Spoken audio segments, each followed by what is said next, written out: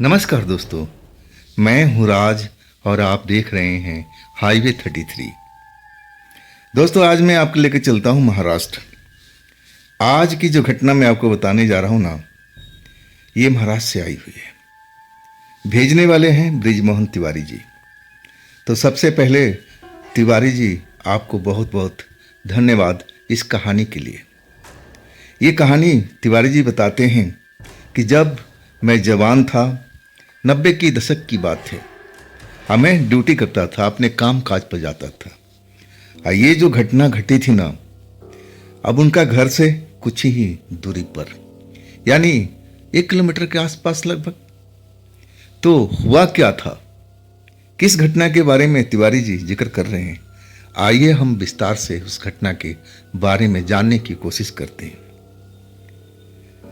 दोस्तों, ये घटना जो घटी थी ना, मेरा रोम रोम कांप गया था। ऐसा ही घटना थी, लेकिन ये घटना क्यों घटी थी, कैसे घटी थी, थोड़ा हमें पहले जानना पड़ेगा। मेरा नाम है ब्रिजमोहन तिवारी और मैं महाराष्ट्र का रहने वाला हूँ। उस समय मैं नौकरी किया करता था। सुबह मैं 9 बजे अपने ऑफिस के लिए निकलता था और फिर शाम को 6 बजे के आसपास मैं अपने घर पर आ जाता था। और हमारे घर से कुछ ही दूरी पर 1 किलोमीटर के आसपास इस घटना का शुरुआत अब हुआ था। एक खाते पीते घर था, उसमें एक लड़की रहती थी जिसका नाम था नेहा। नेहा उस टाइम में, अब कोई फोन तो होता नहीं था ना, अब फोन नहीं था तो जो काम होता था चिट्ठी पत्री पे ही होता था, या फिर घर में लैंडलाइन जरूर लगे होते थे। वो घर खाता पीता था, पैसे की कोई कमी नहीं थी, हर सुख का सामान उनके घर में मौजूद था। जो नेहा थी, कॉलेज पढ़ा करती थी। हाँ, देखने में बहुत ही सुंदर, स्मार्ट और एक तरह से सुशील लड़की थी। सबका आदर करती थी। कॉलेज अपने टाइम पर सुबह निकलती थी और फिर जब कॉलेज ख़त्म हो जाता था तब लौट के आती थी। माँ बाप जानते थे कि बिटिया पढ़ने के लिए जा रही है। हाँ, यही होता था। बिटिया घर से अपना पूरी तैयारी से अब लेकर निकलती थी, जो भी उसके पास में उस टाइम में साधन था, साइकिल, स्कूटी, वो लेकर निकलती थी। माँ बाप अब अपने काम में लग जाते थे। शाम को बिटिया कभी लेट आने लगी और तब टोका टोकी घर में होने लगी। कहाँ थी बिटिया? अब नेहा कोई ना कोई बहाना बना देती थी कि मैं सहेली के पास में थी, सहेलियों के साथ घूमने निकल गई थी। खैर, माँ उस बात को संभाल लेती थी और समझाती थी कि बेटा, इस तरह तुम्हें देर रात तक, देर शाम तक घूमना उचित नहीं है। अगर जाया करो तो मुझे बताया तो करो कि आज मुझे अपने सहेली के साथ में जाना है। चिंता बढ़ जाती है। माँ अपने बेटी को अब जो सही बात है वही समझाने की कोशिश करती थी। खैर, नेहा अपने पढ़ाई में लगी रही, माँ बाप अपने काम में लगे रहे। पापा बिजनेसमैन थे, अपना बिजनेस संभाल रहे थे। माँ अपना घर का काम काज संभालती थी। दोनों लोग एक तरह से व्यस्त रहते थे। अब वो जो नेहा थी, अब सुबह जाती, शाम को आती, कभी लेट आती तो माँ डांट लेती। बस इतना ही हो सकता था। लेकिन कुछ दिन के बाद में अब उनके जो पड़ोस के 2 लोग थे, उन्होंने नेहा को एक लड़के के साथ में अब एक जगह बैठे हुए देखा, जो बिल्कुल एकांत जगह थी।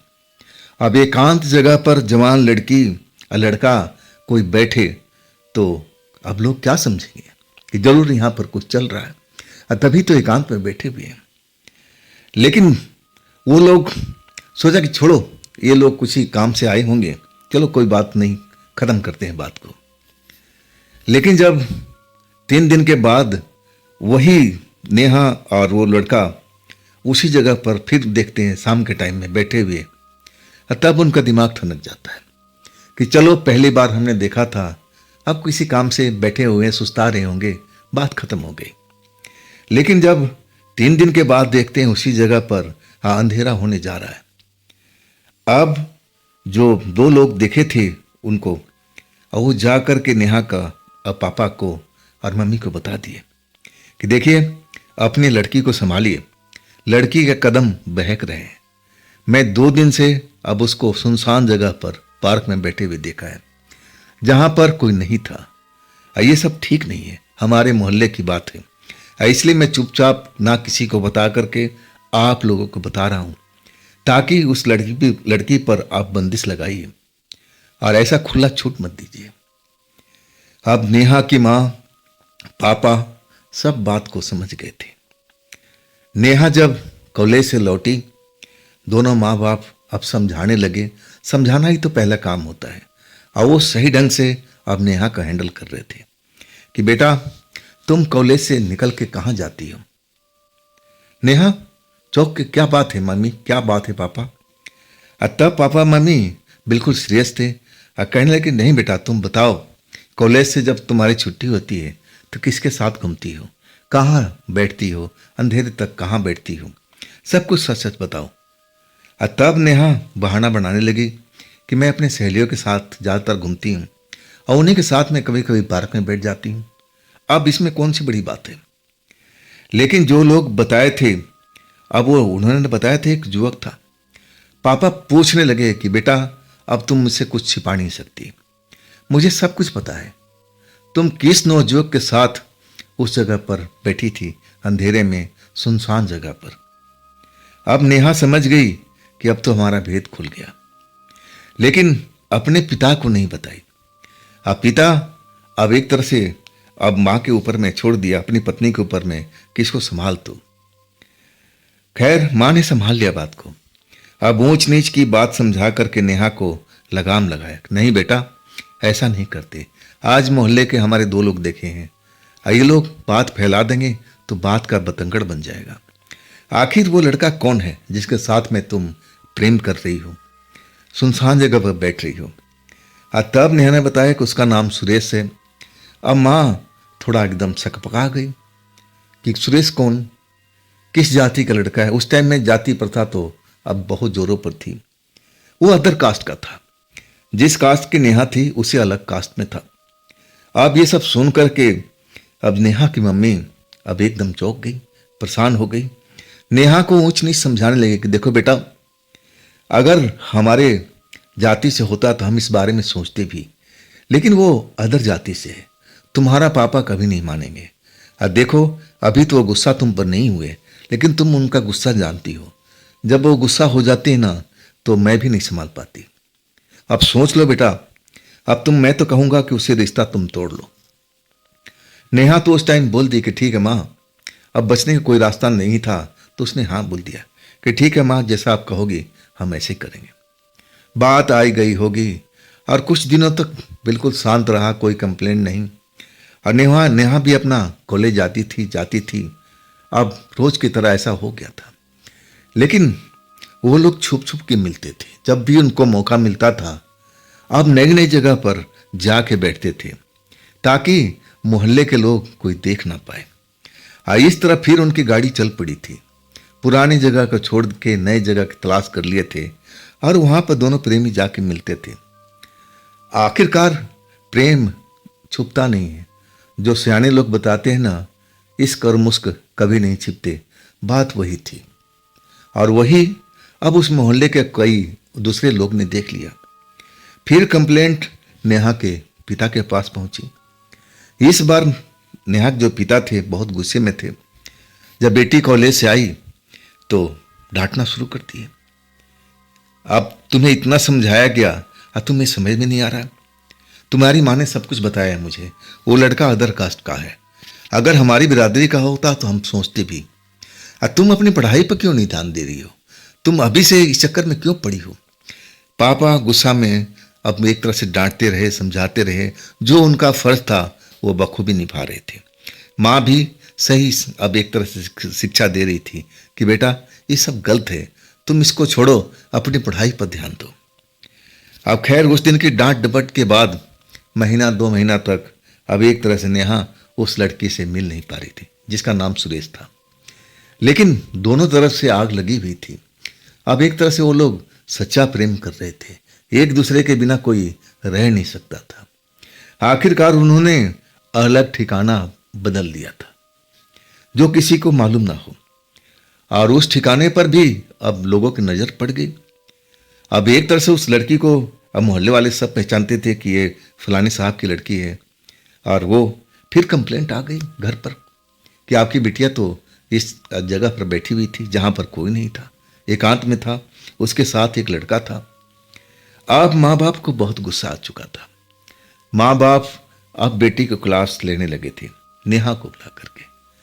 नेहा अब पिता के डांट पड़ रहा था, माँ की डांट पड़ रही थी, और दोनों लोग बहुत गुस्से थे। आखिरकार अब नेहा के जो पिता थे फैसला ले लिया कि ना, इसको अब कॉलेज बंद कराते हैं। अब इतना समझाने के बाद भी जब लड़की नहीं समझ रही है और ये फिर उस लड़का से मिलने जा रही है, तो अब इसका कॉलेज का रास्ता ही बंद कर देते हैं। ना ये कॉलेज जाएगी, ना ये तमाशा होगा। अब वाकई में ऐसा ही किया। अब जो नेहा का पिता थे वो तो बिजनेस संभालते थे अपना, और नेहा को माँ को बोल के गए, इस लड़की को घर से बिल्कुल बाहर जाने मत देना, चाहे कुछ भी हो जाए। कॉलेज गया, अब ऐसे तैसे, अब कॉलेज इसको पढ़ाना ही नहीं है, जो पढ़ना है ये पढ़ चुकी है। अब इसके बाद नेहा की माँ ने अब एक तरह से कमान संभाल लिया। अब वाकई में घर में नज़र बंद कर दिया कि नहीं, तुम्हें कॉलेज जाना ही नहीं है, कहीं पर नहीं जाना, खाना पीना करो और घर में अपने किताबें पढ़ो, और इस घर से तुम्हें बाहर निकलना ही नहीं है। ज़्यादा से ज़्यादा हम अब कोई टीचर को बुला देंगे और घर में अपनी किताबें पढ़ा करो, टीचर से ट्यूशन लिया करो, हम यही कर सकते हैं। तुम्हारे पापा ने मना कर दिया तो हमारी तो हिम्मत नहीं है। आज सही में महीना दिन तक अब वो कॉलेज नहीं जा पाई। दिल में छटपटाहट अब अपने प्रेमी का मिलने का था। अब बेचैन हो रही थी, कैसे क्या बहाना करूं, कैसे मैं घर से निकलूं, लेकिन कोई रास्ता सूझ नहीं रहा था। माँ भी अब अपना वाला रूप दिखा रही थी, और सही बात था, अपने बच्चे को संभालने के लिए ऐसा माँ बाप करते भी हैं ताकि अपना बच्चा बिगड़े ना। अब एक तरह से प्रतिबंध नेहा पर लगा हुआ था। घर के अंदर अब हमेशा रहती थी, खाना पीना खाती थी और घर में अपने पढ़ाई करती थी, लेकिन पढ़ाई में मन अब उसका लग नहीं रहा था, उचट रहा था। बस उसका जो प्रेमी था सुरेश, अब उसको याद आ रहा था। आखिरकार नेहा ने अब एक सोच लिया था कि उसको क्या करना है। नेहा अपनी माँ से बोली कि ठीक है माँ, ना तो तुम मुझे कॉलेज भेज रही हो और ना मुझे घर से बाहर निकलने दे रही हो, तो ऐसा करो, पास में हमारी जो सहेलियाँ हैं उनको बुला दिया करो। शाम के टाइम जब वो कॉलेज से आती हैं, कम से कम मेरा दिल तो बहल जाएगा ना। अब इतना मेरी प्यारी माँ तो कर ही सकती है ना, माँ तो माँ ही होती है। आखिरकार माँ का दिल अब एक तरह से पिघल चुका था कि वाकई में अपने बेटी पर कुछ ज़्यादा ही अब एक तरह से सख्ती कर रहे हैं, इतना नहीं होना चाहिए। आखिरकार माँ मान लिया, ठीक है बेटा, मैं तुम्हारे दो सहेली को अब बोल दूंगी कि आ जाए शाम के वक्त में। अब वो दो सहेली अब नेहा के घर पे आने लगी, कॉलेज अब ख़त्म होने के बाद में। घंटा 2 घंटा नेहा के कमरे में उनका बीतता था। नेहा जब वो आ जाती तो बड़ा खुश हो जाती, और माँ को भी अच्छा लगता था। अब नेहा ने जो चाल चला, माँ समझ नहीं पाई थी। नेहा ने अपने जो सहेलियाँ थी उनको एक तरह से अब बता दिया, चिट्ठी लिख करके, क्योंकि उस टाइम में मोबाइल फ़ोन तो होता ही नहीं था, ताकि कोई झट से मिलाए नंबर, फट से प्रेमी के पास फ़ोन पहुंच जाए। अब वो चिट्ठी लिख करके, लव लेटर, और अपने सहेलियों को दे दिया कि तुम किसी तरह से मेरे प्रेमी को पहुंचा दिया करो। और वो सहेलियाँ भी जानती थी कि नेहा एक सुरेश के नाम लड़के से प्यार करती है। वो मान गई कि चलो ठीक है, तुम इतना कहती हो तो हम इतना कर भी देंगे। इधर से चिट्ठियों का जाना और उधर से चिट्ठी लेकर के आना, दोनों सहेलियों का काम हो चुका था। और दोनों लोग अपनी अपनी दिल की बात अब चिट्ठी में लिख करके एक दूसरे को सौंप देते थे। अब चिट्ठियों से सब कुछ दिल का हाल अब जाना जाता था। कभी कभी अकेले में नेहा फूट फूट कर रोती थी अपने प्रेमी के लिए। उसको लगता था कि मैं उसके बगैर रह नहीं पाऊंगी। खैर, ये सब दोनों तरफ से था, और उधर जो सुरेश था वो भी ऐसा ही था। उसको भी दिल नहीं लग रहा था। वो भी कॉलेज के स्टूडेंट था, इंजीनियरिंग कर रहा था, लेकिन अब पढ़ाई में मन नहीं लग रहा था। अब वो तो चाहता था कि नेहा कैसे भी आज़ाद हो जाए, उस घर से कॉलेज आना जाना शुरू कर दे। आखिरकार अब एक दिन कड़ा हिम्मत करके कि जो होगा देखा जाएगा, हम नेहा के घर पे चलते हैं और उसके माँ बाप से बात करते हैं। और वो सुबह सुबह नौजवान, अब उनका पापा जाने का तैयार थे अपने ऑफिस में और उसी टाइम सुरेश पहुंच गया। पापा पहचानते नहीं थे कि सुरेश कौन है। पूछा उस नौजवान को देख करके जो अच्छे कपड़े लत्ता पहन रखा था, और बड़ी शालीनता से नमस्ते करके तब उसके पापा पूछ बैठे नेहा का कि बेटा तुम कौन हो, किससे मिलना है, मैं तो तुम्हें जानता नहीं। तब अपने दोनों हाथ जोड़ के बोला कि देखिए सर, मेरा नाम सुरेश है। अब मैं साफ शब्दों में आपको बताता हूं कि मैं आपकी लड़की से, नेहा से प्यार करता हूं और सच्चा प्यार करता हूं। अब जो नेहा के पिता थे वो तो जान चुके थे कि लड़का अदर कास्ट से है। अब वो सुरेश को समझाने लगे कि देखो बेटा, तुम यहां तक आ गए, चलो अच्छी बात है, और सुनो, अब हमारा तुम्हारा कोई मेल नहीं है। तुम अदर कास्ट से हो, मैं अदर कास्ट से हूं। अब ये शादी तो कभी जीवन में हो ही नहीं सकती, तो बेटा इस बात को भूल जाओ। लेकिन सुरेश कहने लगा कि नहीं नहीं सर, मैं नेहा के बगैर रह नहीं सकता है। आप लोग नेहा के साथ मेरी शादी करा दीजिए, और कुछ ही साल में मेरे इंजीनियरिंग का अब डिग्री मिल जाएगा, मैं इंजीनियर बन जाऊंगा, तो मेरे पास में पैसे कौड़ी की कमी नहीं, मैं बड़े आराम से प्रेम से नेहा को रखूंगा, आप मेरी नेहा से शादी करा दीजिए। अब इतना कहते ही अब जो नेहा का पापा था, जो अपने आप पर संयम रख रखे थे और समझा रहे थे लड़के को, लेकिन लड़का जो था ना सुरेश, समझ नहीं रहा था। आखिरकार अपना संयम खो बैठे और कहने लगे कि बेटा, अब तुम जितना पढ़े लिखे हो, जितना धनवान हो, उससे हमें कोई लेना देना नहीं है। तुम बस 1 सेकंड के अंदर मेरे दरवाजे से बाहर निकल जाओ और दोबारा इस दरवाजे पर आने की कोशिश मत करना। मैं अपने आप को बहुत कंट्रोल करके रखा हूं, नहीं तो मेरा कब क्या हो जाएगा मैं बता नहीं सकूंगा। तुम्हारी भलाई इसी में है कि मैं हमारे दरवाजे छोड़ करके जितना जल्दी हो सके इस जगह से निकल जाओ। और सुनो, जाते जाते नेहा को अपने दिल से अब हमेशा के लिए निकाल देना। मैं कभी नेहा को शादी तुम्हारे साथ नहीं कर सकता, बस भाग जाओ यहां से। नेहा के पापा ने सुरेश को बहुत तगड़ी डांट लगाई थी। उनका जो गुस्सा था बहुत बढ़ चुका था। अब अपने गुस्सा पर बहुत कंट्रोल किए हुए थे। आखिरकार सुरेश को लगा कि मामला अब बनने वाला नहीं है। तब वो उस जगह से अपनी जान बचाते हुए भागा कि कहीं ये लोग हमारी पिटाई न करते। आखिरकार अब वो समझ चुका था कि अब नेहा मेरे जीवन में तो कभी मिल ही नहीं सकती है, अब हम एक दूसरे से कभी मिल नहीं पाएंगे। धीरे धीरे अब वही जो उनकी 2 सहेलियां थी, अब चिट्ठियों की आदान प्रदान करती थी। इधर नेहा लिख के देती थी और उधर से सुरेश लव लेटर लिखता था, और उसमें क्या चलता था दोनों सहेली अब उस खत को पढ़ती नहीं थी। अब उनका निजी मामला था और उस मामले में कभी पढ़ना भी नहीं चाहती थी। बंद लिफाफा आता था, अब बंद लिफाफा इधर से जाता था, और दोनों का काम था बस उन चिट्ठियों को आपस में देने का। खैर, अब तिवारी जी बता रहे हैं कि इस बात को लेकर के वो दोनों जो प्रेमी हैं ना, अब एक दूसरे को मिलने के लिए बेकरार रहने लगे, लेकिन मौका नहीं मिलता था। आखिरकार जब बता रहे हैं तिवारी जी कि मैं सुबह ड्यूटी जाने के लिए तैयार बैठा था, माँ मेरे लिए गरम गरम चाय लेके आई और कहने लगी कि बेटा पहले चाय पी लो और फिर तुम ड्यूटी पर निकल जाना। और मैं चाय पीने बैठा था और तभी एक पड़ोस की औरत और दौड़ती हुई मेरी माँ के पास में आई। कहने लगी तुम्हें पता लगा क्या हुआ है पड़ोस में? मेरी माँ अब भौचक्का से देखने लगी कि जब तक तुम बताओगे नहीं तब तक मुझे पता कैसे चलेगा। वो औरत मेरी माँ को बताने लगी कि तुम्हारे घर के सामने जो रेलवे लाइन है वहां पर एक लड़का लड़की का लाश मिला है, और लाश जानते हो किसका है? नेहा का है। वो बगल वाली, हमारे घर के बगल वाली नेहा, उस औरत के थोड़ा ही दूरी पर अब वो नेहा रहती थी।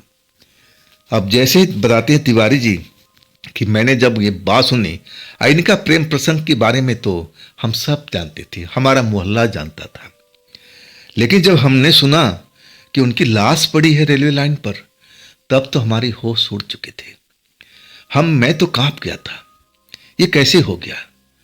आखिरकार हम माँ बेटे और उस औरत के साथ हम रेलवे लाइन पर गए दौड़ते हुए। 400 मीटर के आसपास में रेलवे लाइन था। जब हम वहां पहुंचे तो वहां पर भीड़ लगी हुई थी। आसपास के जो मोहल्ले वाले लोग थे अब उस जगह पर भीड़ लगाए हुए थे, एक तरह से लाश को देख रहे थे। नेहा की लाश अब 2 टुकड़े में और सुरेश का 3-4 टुकड़े में हुआ पड़ा था। लाश देखने लायक स्थिति में नहीं थी। मैं तो एक बार देख करके कांप गया था। मेरे तो जी मचलने लगा था उस डेड बॉडी को देख करके। हे ईश्वर, ये क्या हो गया? ये लोग जरूर अपने आप को मार डाला है। आखिरकार मेरी बात सच निकली।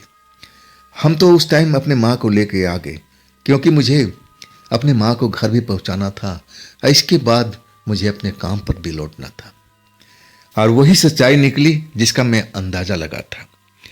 अब जो चिट्ठी का आदान प्रदान होता था ना, और उसमें दोनों लोग ने अपना मंसूबा एक तरह से अपने आप को खत्म करने पर लगा दिया।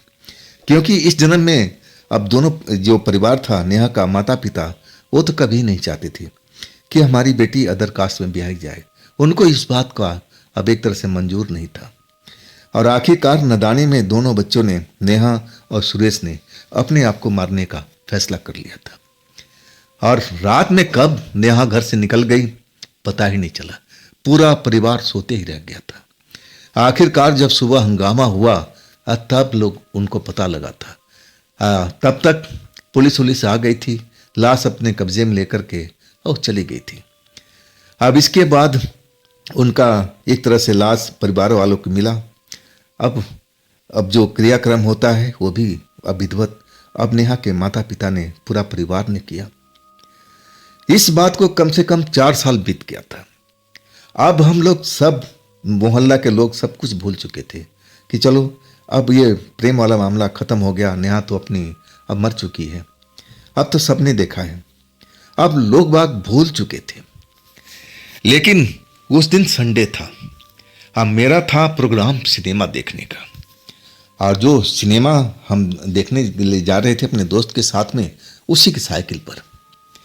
रात का शो 10 बजे जब खत्म हुआ, तब हम अपने दोस्त के साथ, हम एक रेलवे लाइन के साथ में जो रोड चल रहा था, और उसी रोड से हम लोग उस सिनेमा से निकले थे। रात का 10 बजे से ऊपर का टाइम था। अंधेरा था, लेकिन आसमान में चांद दिखाई दे रहा था और उसकी रोशनी से आसपास नजर भी आता था। हम दोनों दोस्त आपस में उसी फिल्म के बारे में जिक्र करते हुए अब साइकिल चलाते हुए अपने घर की तरफ लौट रहे थे। फिल्म बहुत अच्छा था और उसी विषय पर हम लोग चर्चा कर रहे थे। अचानक हमारे पीछे से एक रिक्शा गुजरा जो हमारी साइकिल से तेज चल रहा था, और हठात मेरी नज़र पड़ गई। ब्रिजमोहन तिवारी बताते हैं कि हठात मेरी रिक्शे पर नज़र पड़ गई। आज जो कुछ मैंने देखा, देख करके कांप चुका था। ये तो नेहा थी। नेहा का लाश मैंने रेलवे लाइन पर पड़ा देखा था। ये नेहा रिक्शे में कैसे जा रही है? ये लड़का तो वही है, इसकी भी लाश रेलवे लाइन में पड़ी थी। इसका नाम है सुरेश। ये तो दोनों लोग मर चुके थे, ये रिक्शा पर कैसे जा रहे हैं? तिवारी जी बताते हैं कि मेरा रोम रोम कांप गया था। मैं बेहद डर चुका था। मैं साइकिल नहीं चला रहा था, साइकिल के पीछे कैरियर पर बैठा हुआ था। अब मैं अपने दोस्त से कहा, अरे रोक रोक रोक। मेरा दोस्त हड़बड़ा करके साइकिल रोका और कहने लगा कि मोहन, बात क्या है? तू डरा हुआ क्यों है? तेरा ये पसीना क्यों निकल रहा शरीर से? मेरा तो मुंह से आवाज नहीं निकल रहा था। मैं तो कांप गया था दोनों को देख करके कि इनको मरे हुए तो 4-1 साल गुजर गया है, और आज ये रिक्शा पर अब कहाँ जा रहे हैं? जब मैंने अपने दोस्त को बताया ना, तो दोस्त विश्वास नहीं कर पाया। कहने लगा, ब्रिजमोहन तू पागल हो गया है। अरे वो लड़का लड़की अलग होंगे, अंधेरा है। मैंने बोला कि देखो चांद की रोशनी दिखाई पड़ रही है, तेज रोशनी है, मेरी आंखें धोखा नहीं खा सकती।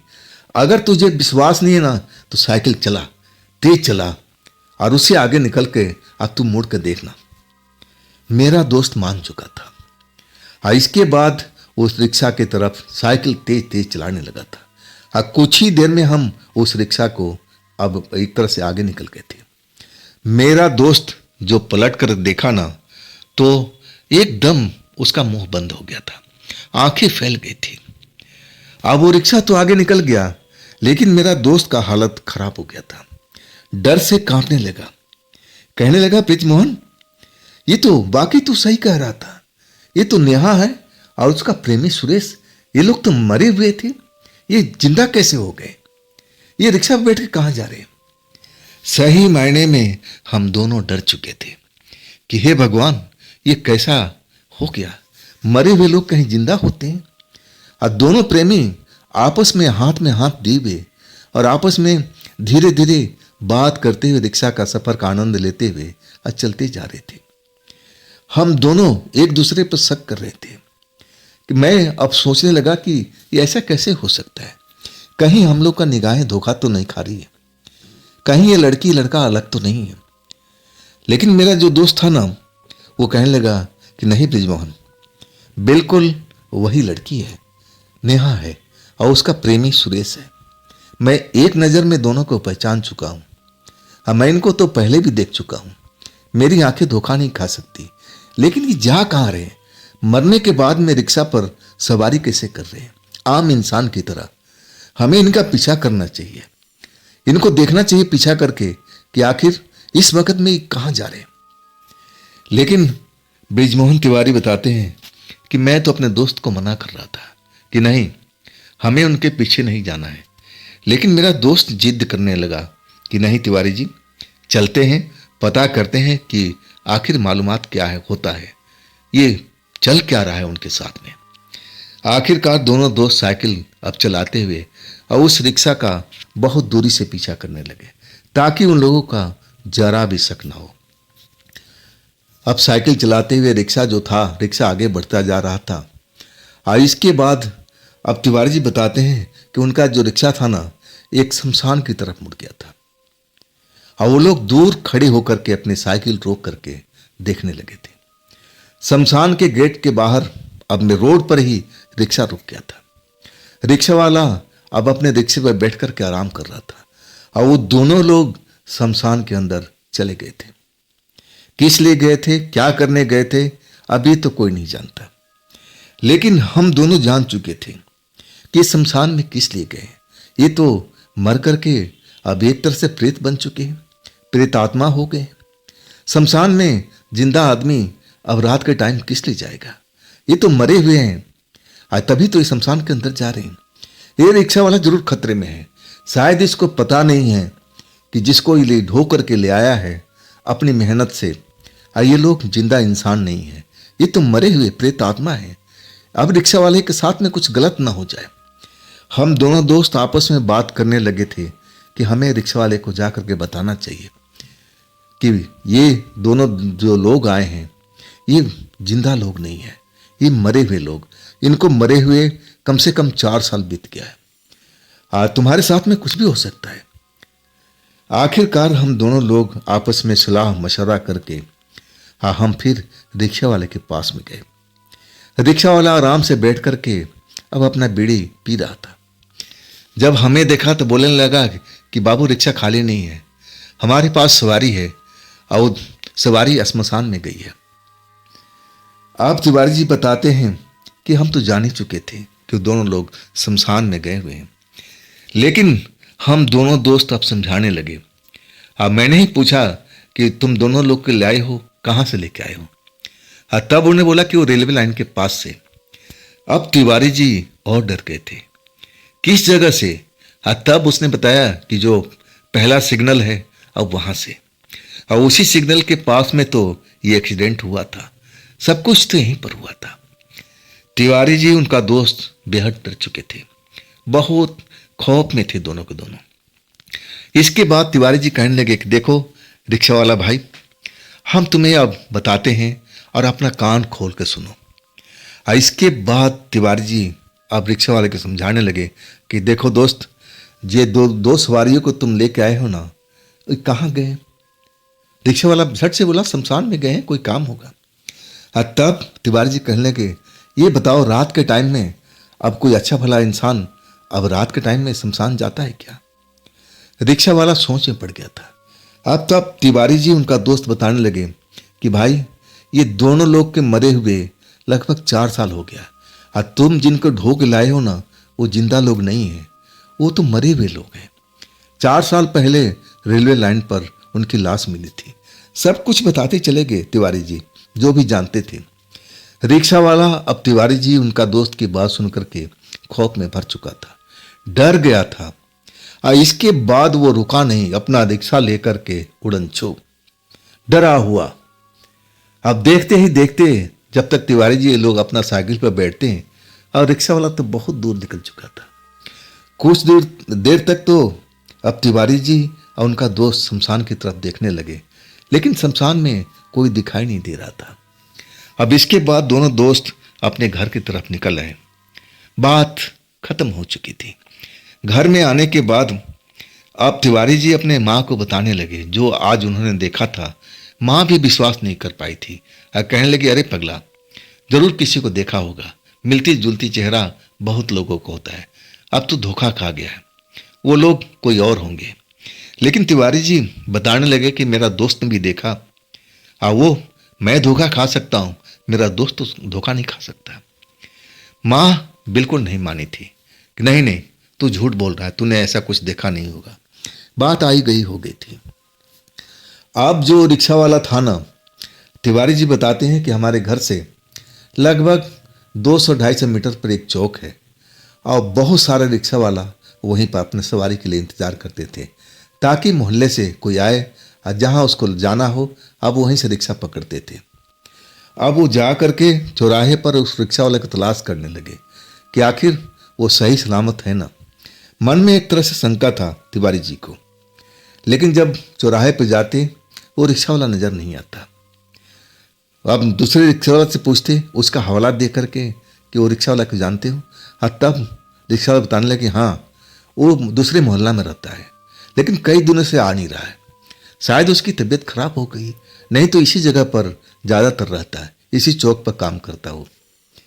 आखिरकार तिवारी जी को नजर आया 15 दिन के बाद में, जब तिवारी जी अपने साइकिल से अपने ऑफिस की तरफ जा रहे थे और उसी चौक से गुजर रहे थे। और तब वो रिक्शा वाला अब उनको मिल गया, लेकिन उसका चेहरा और चेहरे का रंग उड़ा हुआ था। पहले स्वस्थ दिखाई देता था, अब वो तो ढीला ढाला हो चुका था, बीमार की तरह दिख रहा था। तिवारी जी उसके पास पहुंचे और बोले, मुझे पहचानते हो? और तब रिक्शा वाला कहने लगे, हाँ बाबू, आप ही ने तो उस दिन मेरी जान बचाई थी, आपका दोस्त भी था, वो कहाँ है?